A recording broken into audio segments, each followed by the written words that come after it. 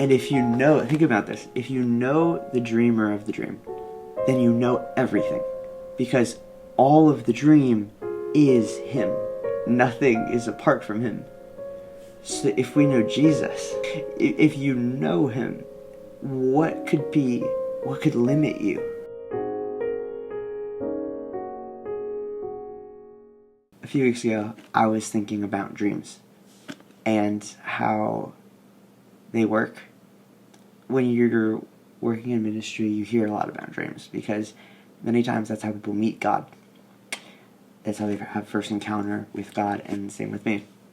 My first encounter with God was in a dream. And there's something so special about it, but I was thinking just how a dream works. A dream is like all of reality is all because of you. When you're dreaming, everything that you can see, taste, touch, say, do, it is all you. You know, the building that you are in is actually just something your mind made up. Every person in that dream is just a part of you. I don't know if you've ever seen Inception, but yeah. Like, you're the one coming up with this. And I was reading about Jesus. And doesn't that sound familiar to so many things that Paul said about Jesus? You look at Colossians. The Son is the image of the invisible God, the firstborn over all creation. For in him all things were created, things in heaven and on earth, visible and invisible, whether thrones or powers or rulers or authorities, all things have been created through him and for him.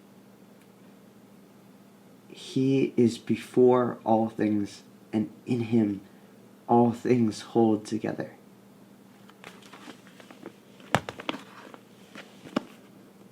And then you read John 1. Read that again. Matthew, Mark, Luke, John. New Testament. In the beginning was the Word, and the Word was with God, and the Word was God. He was with God in the beginning. Through him all things were made. Without him nothing was made that has been made. In him was life, and that life was the light of all mankind. So everything that you have, the air that you're breathing, the water flowing in a river, the clouds that you see in the sky, your very flesh and bone, the clothes that you're wearing, nothing has been made apart from him. I'm not saying that Jesus sewed our clothes together. But in him all things consist. In Jesus all these things are held together. So you think about that as a dream. It starts to get mind blown.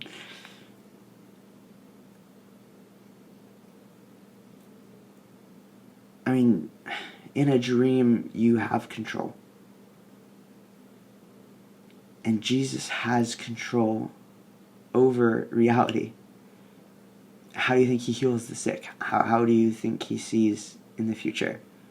How do you think he knows every detail about people's lives, about your life? Is because it all is him. You are in him. You're part of him. We're the body of Christ. Am I the only one that thinks this is crazy? Amazing. But then you think about if you were in a dream. And everything, and you realize you're in a dream, and everything, you realize that everything is you. And you have all power and all authority. How would you be happy? I mean, your relationships wouldn't seem authentic. Your life wouldn't seem authentic. Your joy wouldn't really be real. There would be no accomplishment. There would be no story. Because it's all you. But if I was in a dream and I wanted to be happy, then I would give up my authority to the people around me. I would let them do what they wanted.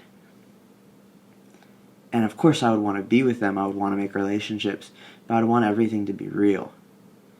I mean, what do you think God did when he made man? He knew that in him there was everything. But in order to have a story, in order to have joy and a relationship, he gave it up.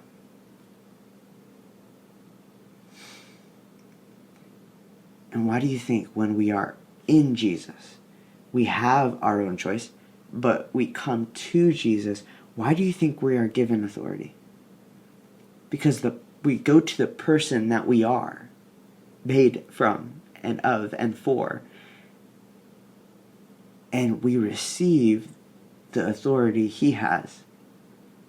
Why do you think when we could go and we lay hands on the sick that they're healed?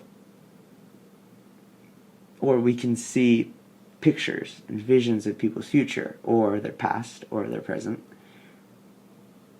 Why do you think we can cast out demons? Why do you think we can say to this mountain, move, and it will move? Because we are living with the dreamer.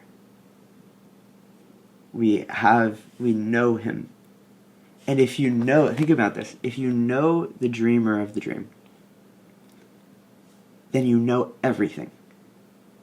Because all of the dream is him. And nothing is apart from him. So if we know Jesus, you do know everything. Because he is everything. If you know him, what could limit you? If you know the creator and the sustainer, the one who holds it together, I mean, what else would you rather know?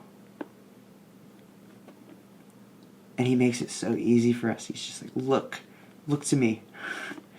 Because if we do, everything will be fine.